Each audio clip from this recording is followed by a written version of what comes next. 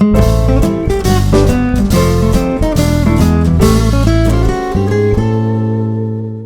Friends, welcome to தெய்வாஸ் Nalabagam.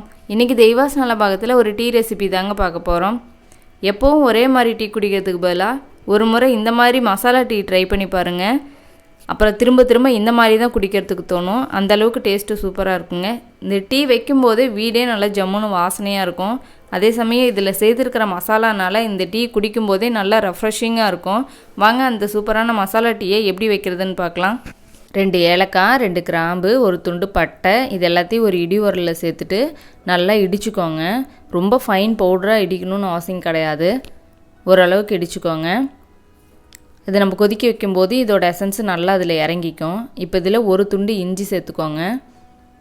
சேர்த்துட்டு இதையும் நல்லா அதே மாதிரி இடித்து எடுத்து வச்சுக்கோங்க. இன்னும் கொஞ்சம் உங்களுக்கு நல்ல காரம் வேணும்னா இதில் 2 மிளகு சேர்த்துக்கலாம். இப்போ இந்த அளவுக்கு இடித்தாச்சு. இப்போ இதை எடுத்து வச்சிடலாம். இப்போ இதில் கொஞ்சம் ஜாதிக்காய் இருக்குல்ல, அதோட தூள் சேர்த்துக்கலாம். இது டேஸ்ட் ரொம்ப சூப்பராக இருக்கும். இது அதிகமாக சேர்த்துக்கூடாது, ஒரே ஒரு பிஞ்ச் வர அளவுக்கு மட்டும் சேர்த்துக்கோங்க. இப்போ இது எல்லாத்தையும் எடுத்து வச்சாச்சு. இப்போ ஒரு மில்க் பேனில் நான் 1.5 டம்ளர் தண்ணி சேர்த்துக்கிறேன். நான் 2 பேர்த்துக்கு வைக்க போகிறேன்.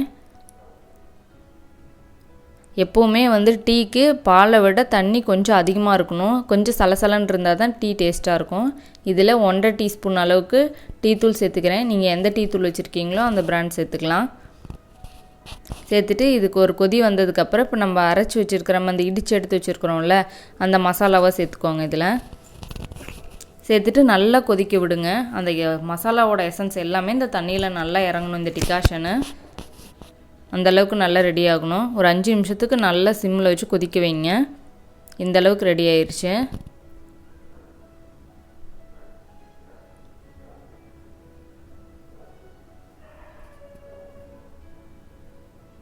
இது நல்லா கொதித்ததுக்கப்புறம் இதில் பால் சேர்த்துக்கலாம். நான் 1 டம்ளர் பால் சேர்த்துக்கிறேன். சேர்த்துட்டு இதை பால் சேர்த்ததுக்கப்புறம் நல்லா கொதிக்க வைங்க. ஒரு 5 நிமிஷத்துக்கு நல்லா இப்படி நுரைக்க வரும்போது கலந்து விட்டுட்டு இது கொதிக்க வைங்க. சிம்மில் வச்சு கொதிக்க வைங்க. இப்போ இதில் சர்க்கரை சேர்த்துக்கலாம். கடைசியாக இதில் நான் 2 ஸ்பூன் சர்க்கரை சேர்த்துக்கிறேன். இனிப்பு நீங்கள் உங்களுக்கு தேவையான அளவுக்கு சேர்த்துக்கோங்க. கடைசியாக இதில் நம்ம சர்க்கரை சேர்த்துக்கிறனால ஆற்றும்போது கொஞ்சம் நுரைச்சிக்கிட்டு வரும், அதுக்காக இதில் சர்க்கரை சேர்த்துக்கலாம். இப்போ இதை ஃபில்ட்ரு பண்ணிடலாம்.